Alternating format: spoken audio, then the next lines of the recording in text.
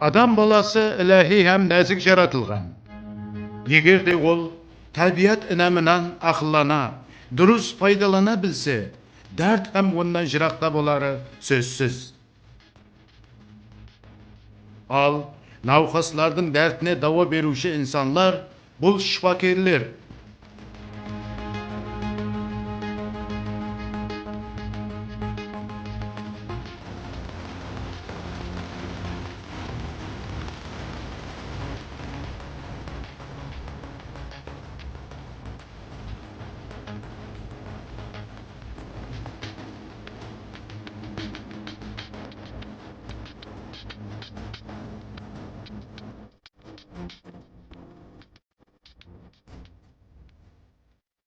Біздің бүгінгі қаһарманымыз Өтесін Назарбаев insanların сеніміне кірген ауыр жүкті арқалаған шипакерлердің бірі.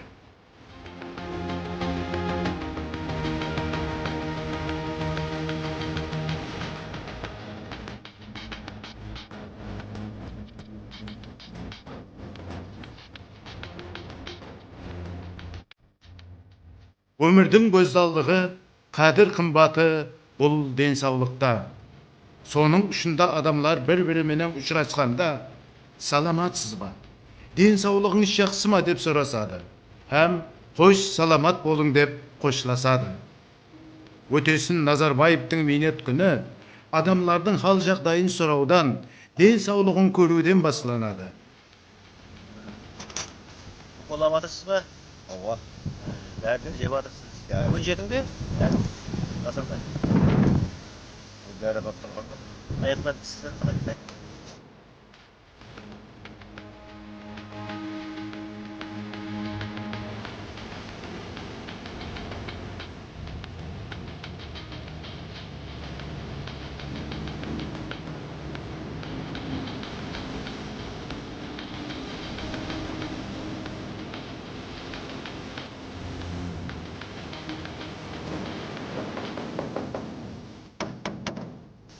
Artık 8 ay oldu benim kavurganım. 8 aydan beri bu branşının yemine vatandaş adam. Bu rahmet bana yemine önünde dağısına da sömen boğurda bu halga kelip oturman. Yaman emetmen. Rahmet bana hizmetini ayabatkan çok beni şakırtam keledi. Bana da özüm baraman maşımenen ayçıvır. Kodundan gelgen jerdemi bağın beri badır. Ama köp jatadın. Hizmetin alkışını algan adam, patenini algan adam şep olmaydı şakar kudakal edi. Yani sonun jerdemini kudakal edi endik. Tavır menadır bitegini, güdür jaksı menadır.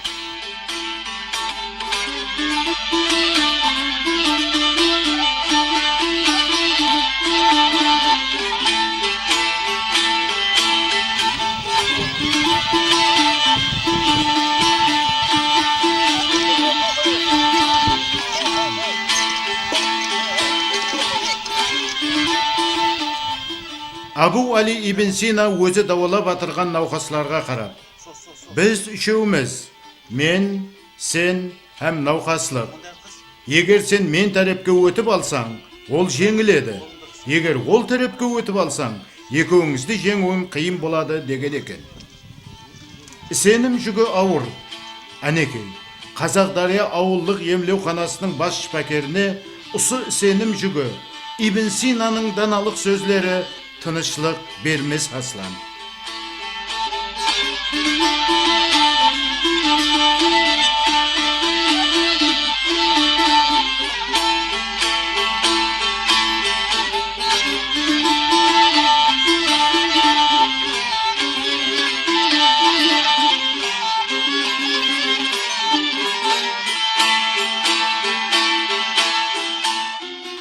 Егер де қандай да дәрт болса, ол табиғи орталықтан, ямаса өзіне өзі бейпаруалықтан келіп шығады.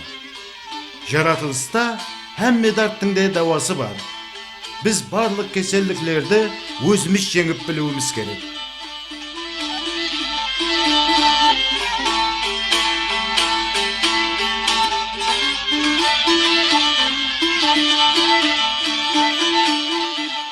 Өтесін Назарбаев өзінің менет жолын стоматолог шпакер болудан басылаған. Ал мына жасыл көллердің барлығы Өтесін Назарбаевтың қолынан шпа тапқан. Олар оны шпакер болып ауылға бірінші мәрте қадам қойғаннан бері жақсы біледі.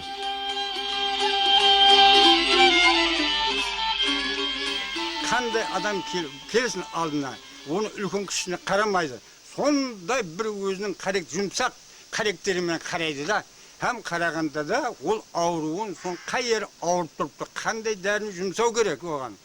Қандай диагнозды қойып бәрін біле алатұғын болды. Ал ауылымызда болса, күні-түні Өтесін соңғысын құшақлап, бір өзі врачтан едине қызмет істейтін өзі.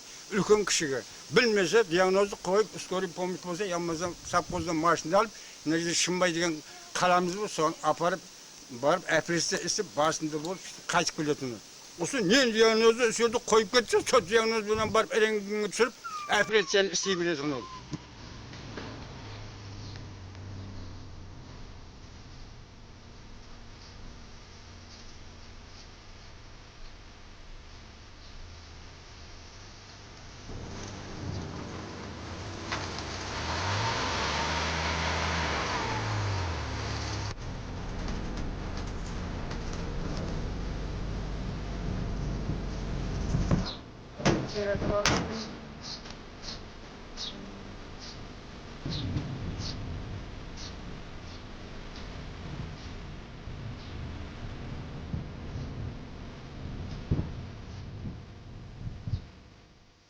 Atamda şahsiyet var. Büyükünü bir onca gidebilirdi. Да. Apat şeyden onca azaytıp gidebilirdi. Сіз бүгін оған ешкім ішпейді. Ne oldu? Bugün aslında şey yok bırak. Keşke süt işte. Süt. Сіз далаға шыға алмайды ма? Sütka bırak жетекіліп шығарып отырып, бір 3-4 күн болды шықты. Шыға алмайды. Далаға шыға. Ал былай я жетекіліп, екеуміз қыздармен жетекіліп найзаға шығармадық. Бірақ Яратқанның құдіреті алдында әзірге медицинада әзілдік етті. Тақдирдің ісі инсан ойлағандай бола бермейді екен. Уақыты келіп, әмме де бұл дүнияны тәрк етеді.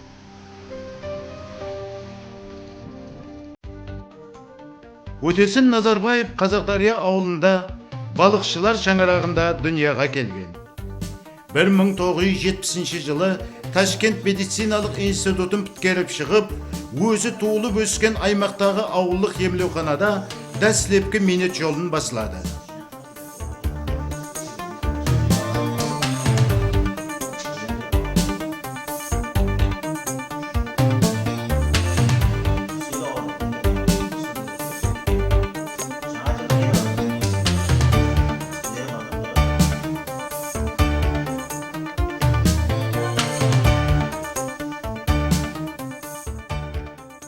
Бұл адүлі кәсіпте 35 жылдан бері минет етіп, рентген доктор, білгіш доктор деп елге танылды.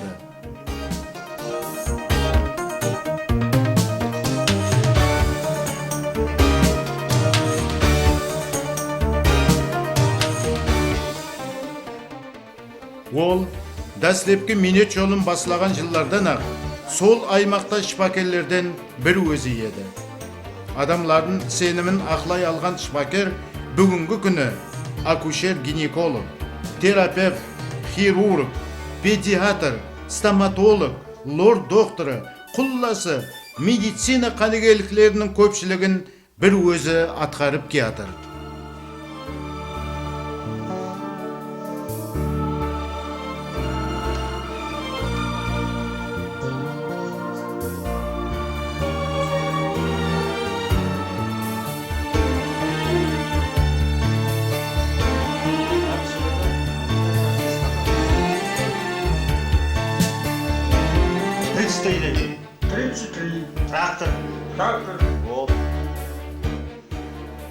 Адам баласы науқасланып қалғанда шпакерден үлкен үміт күтеді. Әр науқастың өзінің сенген шпакері болады. Қазақдариялылардың сенген шпакері Өтесін Назарбаев.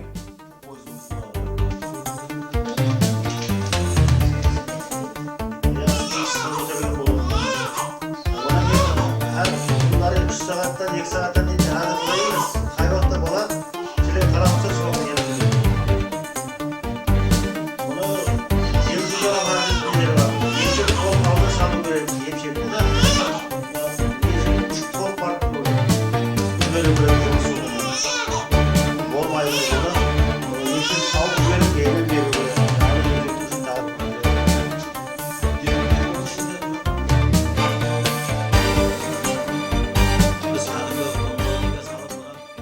Өтесін Назарбаев, ол тек шпакер ғана емес, өз шәкіртлеріне бар білім тәжірибелерін үйреткен үлкен ұстаз. Критика ащы дәрі, бірақ зәһәр емес. Өз қателеріңді жасырма. Сен адам өмірі үшін соңғы мүмкіншіліктеріңе дейін күрес. Бұл шақырықлар оның кәсіптестеріне, шәкіртлеріне әр күні қайталайтұғын насият сөзлеріне айланған.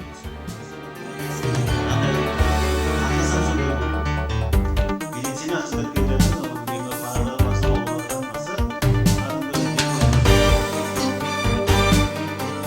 ауылымызда ұрыс инвалидтердің 3 ұрыс инвалиді, 3 Афган ұрысы қатынасушысы, 2 Чернобыль апатынан қатынасқан, 12 майып балалар, 32 үлкен жастағы майыптар есепте тұрады.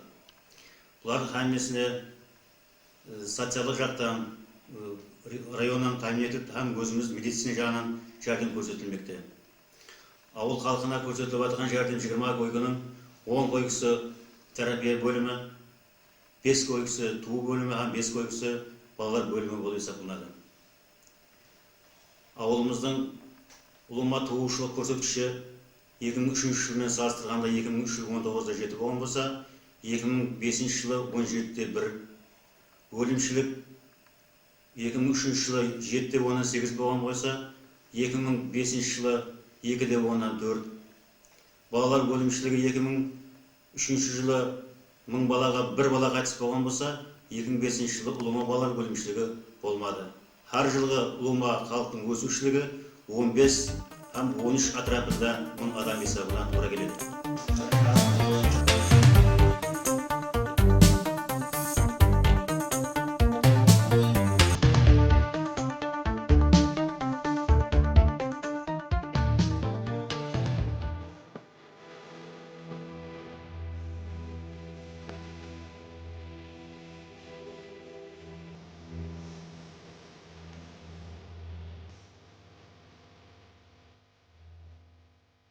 Бұл жерлерде бір кезлері ауылды ердеклеп келіп қайтып тұрған теңіз болған. Халқы балықшылық менен шұғылданған. Өтесін ағаның жасылық шағында сол уақытлары Мойнақ пенен Қазардария кеме, қайық арқылы байланысқан.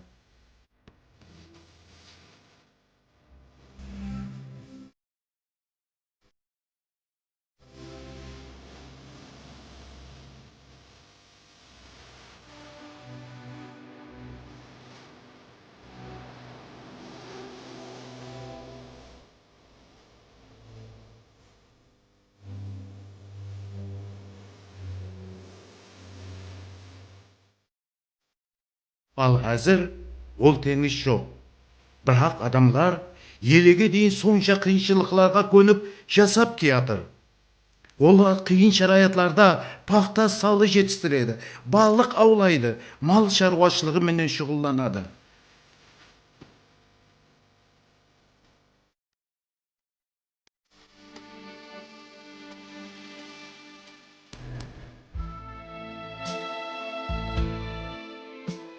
Оларды бұл жерде не іркіп тұрыпты?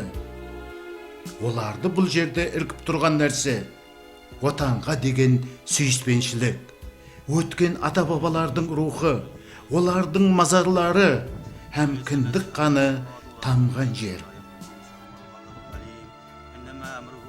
Оның хақ тілегі әр күнгі таңда. Пірлерім рухы қолласын бізді. Қалқыма мәдет боп бабам жатқанда, бабамның рухы қолласын бізді. Дәрт берген Аллахым берер шипасын, қалқым деп қолласын, қол һәм шырласын. Бізді постырмағай тәңір сыйласын, пірлерім рухы қолласын бізді.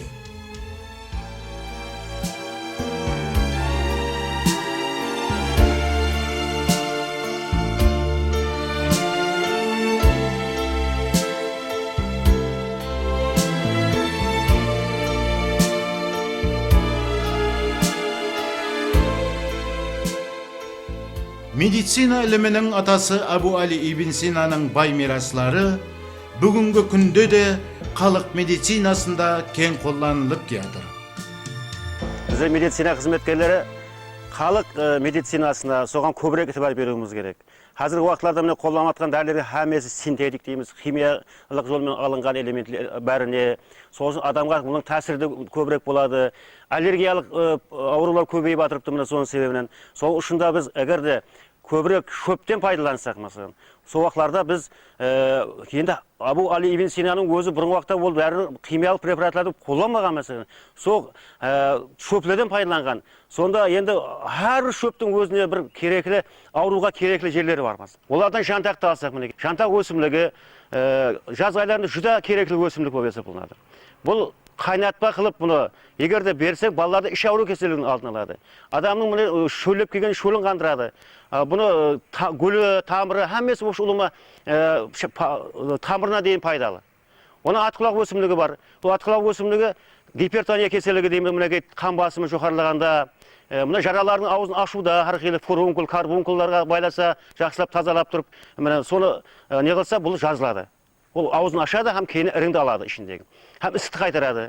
Онан кейін боян тамыры өсімліктері де бар. Бұл боян тамыры өсімлігі жүрек қан тамыры кеселіктеріне, асқазан ішелік кеселіктеріне жүзе пайдалы.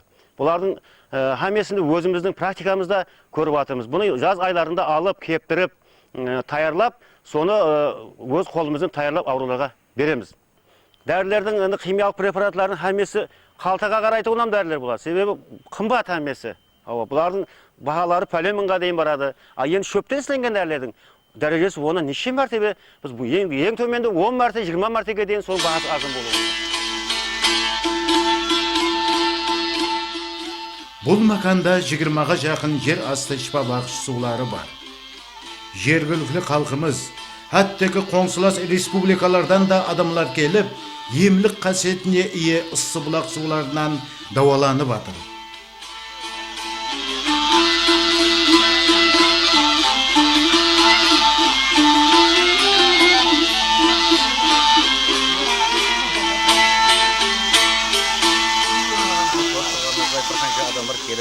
Суға шомылып, өздеріне шипа батырыпты. Бұл судың тәсірі полиартритлерге, тері кеселіктеріне, йод жетіспеушілік кеселіктеріне, асқазан ішек кеселіктеріне жүзі жақсы тәсір қылады. Бұған бір 2 мәртебе келген адамның өзін жеңіл сезіп, тағы бір 2 мәртебе келгісі келеді. Ұлыма келген адамдарға да біздер әмеміз медицина қызметкерлері сол судың шипалы жақларын түсіндіріп, олар қалай түсу керек, қалай шығу керек, қанша минут отыру керек ішінде ваннада. Солардың әмесі.